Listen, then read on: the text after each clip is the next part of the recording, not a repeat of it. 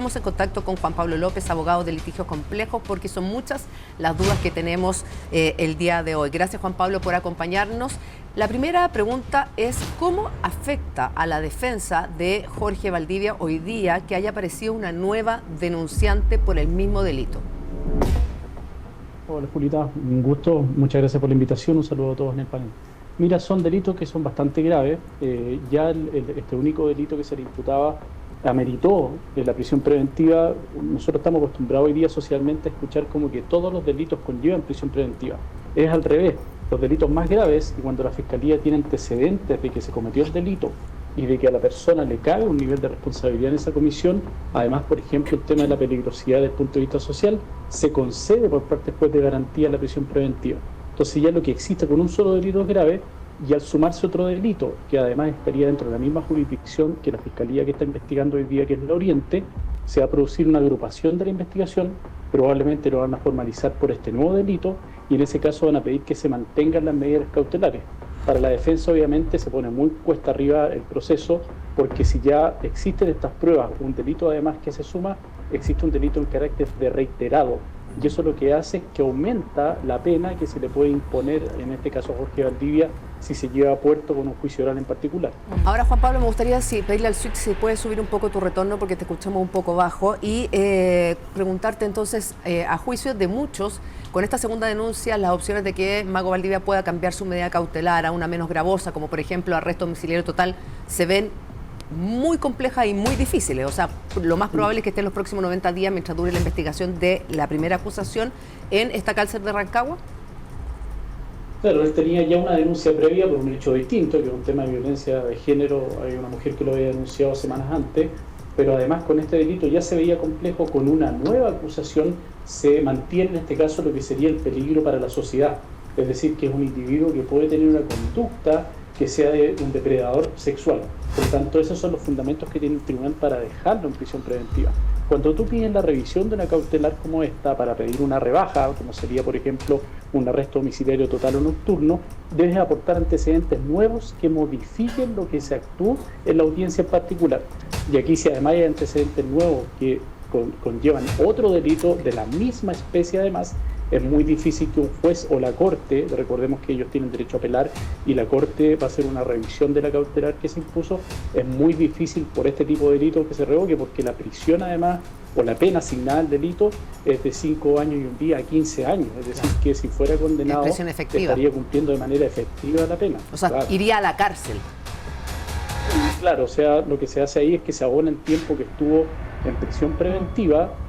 Los días que estuvo, por ejemplo, duró 400 días la investigación hasta llegar al juicio condenado. Esos 400 días se restan de los 5 años y un día que eventualmente se le impongan. Juan Pablo, ¿cómo estás? Sergio Parabolí por acá. Un gusto, muchas gracias por estar con nosotros en esta oportunidad. Hay una consulta y es un interrogante que todo el mundo se hace y que tiene que ver con Jorge Valdivia. ¿Cuáles son las diferencias que hay entre el caso Monsalves y el caso Valdivia? Que son bastante particulares en los hechos, pero sí hay diferencias que son importantes y que la gente pregunta mucho. ¿Cuáles son las diferencias que trae entre un caso y otro? Claro, mira, en el tema de delitos sexuales hay mucha complejidad, particularmente por lo que le ocurre a las víctimas, que las víctimas primero sienten un tema de vergüenza, de rabia por lo que le ocurrió. Nadie, a diferencia de un robo, que incluso también cuesta denunciarlo, pero cuando a mí me roban yo parto directo a la comisaría. Cuando una mujer se da cuenta que ha sido objeto, además, por un tema de privación de la voluntad, se despiertan y no saben qué es lo que ocurrió, es muy difícil ir directamente a hacer una denuncia y sobre todo establecer las pruebas, que en este caso es la del médico legal. Eso ocurre en cierta medida en el caso Monsalve, que además entendemos que hay un tema de superioridad jerárquica, es una autoridad de carácter público, ella era la subordinada, era una relación muy asimétrica la que existía en ese caso, y ella no concurre directamente a hacer la denuncia. Acá lo que hace la víctima, en el caso Valdivia, que concurre y están las pruebas del médico legal. Hay videos, hay testigos, según lo que indicó ayer la Fiscalía. Por lo tanto, de hecho, la Fiscalía dice, nosotros tenemos un caso muy redondo, muy cerrado. Siempre cuesta, me ha tocado ser querellante en este tipo de delitos, cuesta mucho porque hay testigos o es la palabra de la denunciante con el denunciado que se someten a peritaje psicológico y psiquiátrico, y ahí se establece la veracidad de la declaración. pero la diferencia fundamental que hay acá es que una hizo la prueba, estableció la prueba ante el Servicio Médico Legal, lo hizo además en un periodo que estaría de flagrancia, por lo tanto lo que hace la Fiscalía con esos antecedentes es despachar la orden de arresto, lo formaliza y solicita de inmediato la prisión preventiva. En el caso anterior puede que existan los delitos que se están tratando de acreditar, pero no están las pruebas totalmente asentadas todavía, y eso es lo que está haciendo el fiscal, tratando de tener el caso cerrado para eventualmente pedir también la cautelar, que aquí lo que se juega a la Fiscalía efectivamente es formalizar, que es un trámite para la Fiscalía en la descripción de los hechos, el periodo de investigación, pero lo fuerte acá es solicitar la medida cautelar y que el tribunal te la conceda. Ahora, en ese sentido, Juan Pablo, la defensa de Jorge Valdivia cambió. En un primer momento era la abogada Erika Mayra y ahora ella renuncia, asume Paula Vial, que es una abogada muy conocida en la plaza y además era la defensora de el cineasta Nicolás López en casos también de connotación sexual.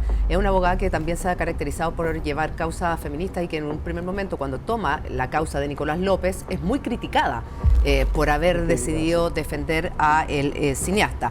En esta oportunidad ella asume la defensa a partir de hoy de Jorge Valdivia. ¿Cómo se lee ese cambio de defensa? Mira, yo vi algunos trascendidos respecto de la renuncia, porque existió una renuncia por parte de la abogada Mayra, que fue la que compareció el día de ayer, señalando, eso por lo menos señalan los medios de prensa, que ella no sabía o no tenía conocimiento de esta segunda denuncia, y eso la habría llevado, entre comillas, a renunciar. Lo que hace Paula Vial es ir a la cárcel de Rancagua, donde está recluido Jorge Valdivia, a entrevistarse con él. Esos son los trascendidos que existen. Obviamente ahí puede haber dos cosas: o ella efectivamente se siente, entre comillas, vulnerada, engañada por su cliente. Cuando uno toma un caso, es como el cura, uno el abogado. Sí. A mí me tienen que contar la verdad, toda la verdad. Y voy a ver si establezco una objetiva jurídica frente al tribunal, pero yo tengo que saber la verdad para no tener el factor sorpresa. Ella se encuentra con este factor sorpresa con una nueva denuncia que seguramente Jorge Valdivia le haber dicho no existe otra denunciante u otra víctima, y eso la habría llevado a ella a renunciar según, como te digo, trascendido.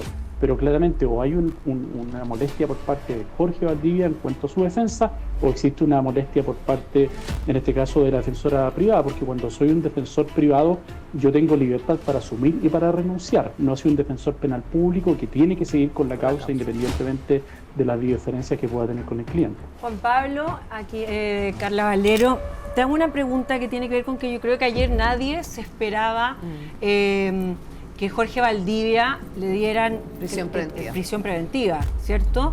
Fue como inesperado, la verdad. Todos pensamos quizás que iba a salir libre o algo menos gravoso que la situación que está viviendo. Pero, porque la defensa de Jorge Valdivia, la que hasta ayer era su defensa, digamos, decía que ellos se enteraron media hora antes de los argumentos que tenía. No habían tenido acceso a la carpeta. No habían tenido acceso a la carpeta y lo tuvieron media hora antes. ¿Eso suele suceder, que te lo entreguen media hora antes, o tiene que ser tan encima, digamos, del propio claro. Juicio? Sí, Carla, un gusto. Mira, efectivamente, cuando uno es defensor y te llaman, oye, resulta que tomaron en flagrancia al cliente, es decir, cuando recién cometió el hecho, sí. Uno llega a esta audiencia a entrevistarse primeramente, tiene derechos como abogado defensor a entrevistarte con tu cliente para que te relate los hechos, pero la fiscal que está ahí, que es la de turno de la sala, en el caso de los controles de detención y formalización, tiene un alto de 10 personas que pasaron también a control en ese evento y te facilita la carpeta. Cuando son muchos los antecedentes, un delito muy complejo, uno le pide al tribunal que por favor vean las otras 9 causas que existen, y yo mientras estoy sentado al lado estudiándome los antecedentes para defender en ese momento. No es un hecho normal, sobre todo en flagrancia. Sería normal, como el caso que ocurre hoy día con Monsalve, que están pidiendo una cautela garantía porque no le quieren entregar copia de la carpeta investigativa, y este hecho lleva 2 o 3 semanas ya en investigación. Pero cuando es durante la flagrancia, es muy común que uno como abogado defensor tenga que defenderse ahí mismo, enterándose de los antecedentes que sí tiene la Fiscalía porque lo recopiló en ese periodo corto de tiempo, esas 12 horas entre que se cometió el delito y tal vez hasta que llegaron a la audiencia de formalización en particular. Entonces, no es un hecho normal dentro de la dinámica en que se cometió el delito. Sí, ahora, porque uno pensaba también que Jorge tenía irreprochable conducta anterior. Estaba este hecho de esta chica que acusa, pero ella no, supuestamente había salido que Jorge iba a terminar siendo testigo de esa causa, porque la chica había hecho una denuncia finalmente contra los que resultaran responsables del hecho. Responsable. Claro. Pero eso es del caso de agresión Del en caso esta de agresión. discoteca, en esta Entonces, fiesta. pero puede ser que la jueza, y esto te lo pregunto porque finalmente los jueces son seres humanos, entonces saben, digamos, los contextos y saben lo que está pasando en la vida. Entonces uno dice, igualmente le debe afectar a la jueza que eso, ponte tú, no sea, no tenga que ver con el caso directamente, ¿cierto? Para acusar a Jorge de esto, pero que haya influenciado en la decisión que ella toma tan drástica y tan dura hacia Jorge. Claro, ahí cuando hablamos, como para precisar los términos, cuando yo hablo de que tengo irreprochable conducta exterior como atenuante, es porque mi hoja de vida no tiene una condena. Está intachable. No es que existe una denuncia o una querella en tramitación. Eso sí podría influir, esta denuncia, que es como lo debe haber en este caso fundamentado la Fiscalía, porque no es que la Fiscalía levante la mano o termine la formalización y diga, yo quiero que él se vaya en prisión preventiva y el juez diga, perfecto, por eso duran tanto esta audiencia, porque tengo que fundamentar cuáles son los hechos, cuáles son las pruebas que yo tengo y la pena que está asignada al delito y una serie de debates técnicos que se dan durante la audiencia para que el juez me crea y compre mi teoría del caso en este caso y le dé la formalización. Claramente, si él tiene esta denuncia, y ahí uno siempre señala que cuando hay una indeterminación todavía respecto a los hechos, se trata a ellos como testigos. Recordemos lo que pasó con Tonka Tomisic en el caso Audio. No, ella la citan como testigo, pero por si acaso ella va con su abogado, porque si en ese momento la fiscal le dice, ¿sabes qué? Tú ahora no vas a ser testigo, te voy a imputar el hecho, ella ahora sí tiene el derecho a que entre con su abogado para prestar declaración. Perfecto. Entonces, por eso se habla de que es testigo, pero puede ser imputado si las pruebas así lo acreditan, pero es un hecho que da cuenta de una conducta. Y eso, o un patrón, y eso lo que tomó en consideración la jueza, y además tuvo cierta medida razón, considerando que hay una nueva denuncia, es decir, efectivamente había un patrón de conducta por parte de las mujeres en este caso. Hola, Juan Pablo, mucho gusto, Gisela Gallardo. Le quiero hacer una pregunta. ¿En cuál de las 3 causas de agresión sexual cree que encaja la denuncia? Hay solo 2 de agresión sexual. No. Sí, lo otro es agresión, violencia física. No, Sí, en el caso de la violación. En el caso de la Las violación, dos es que no terminó. las causales de violación. Sí. ¿Cree que usted encaja el tema de la denuncia Jorge Valdivia? Fuerza física, amenaza de fuerza, administración de alcohol o drogas. Claro, en este caso la hipótesis que se da es la 361 número 2, que es la privación en cierta medida de poder tener decisión, que es por el tema del alcohol o puede ser por droga. Salió también hablando un doctor respecto de la ingesta de este pisco sour, que era imposible, dado lo que habrían ingerido y además que comieron incluso, era imposible que hubiera estado privada de libertad ella solamente por el tema del alcohol.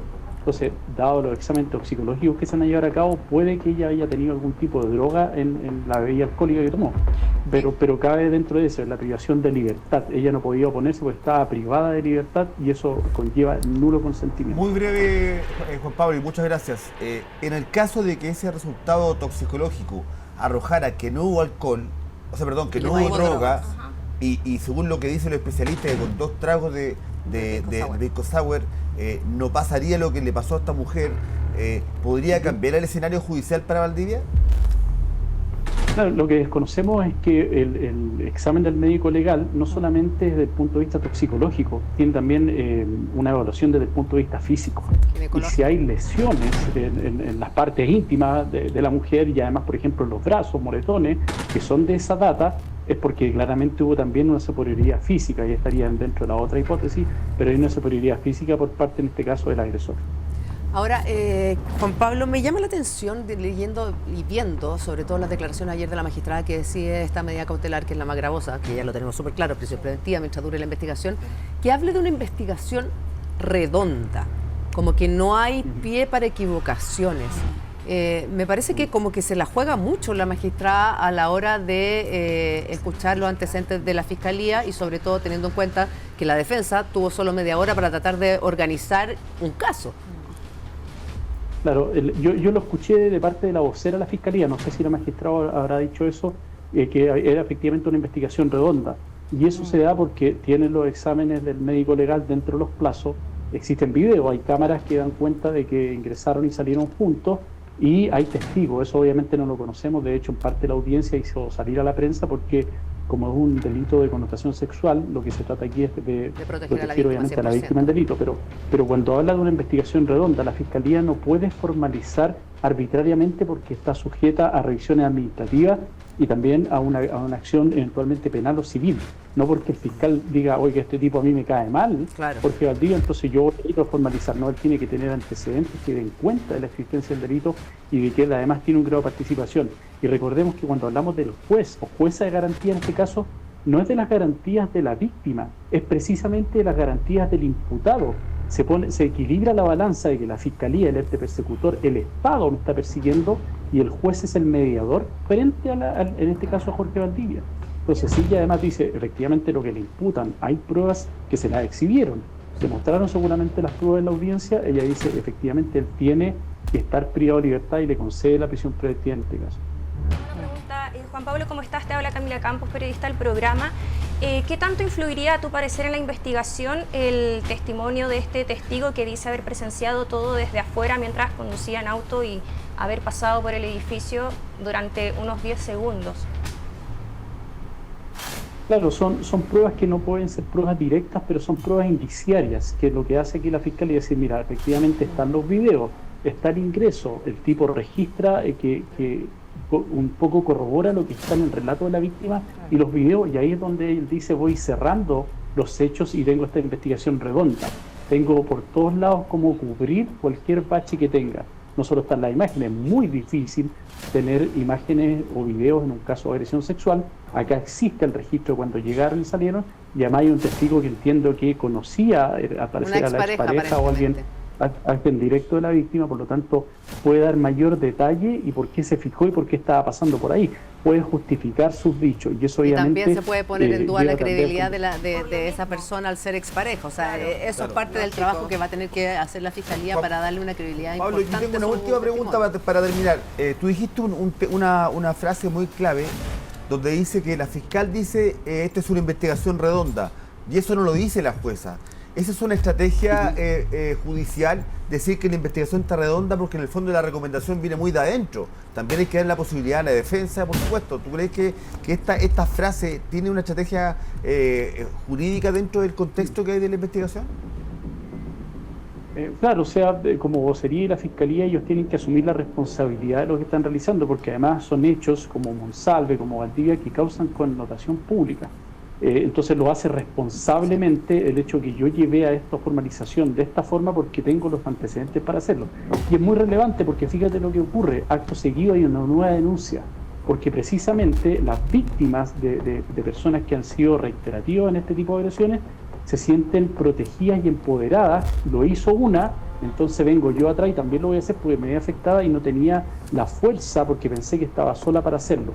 Muchas veces son mensajes que tiene la Fiscalía o los tribunales a través de estas resoluciones, son precisamente para darle una señal a las víctimas de que se atrevan a denunciar y lo realicen porque van a estar protegidas de este tipo de delitos.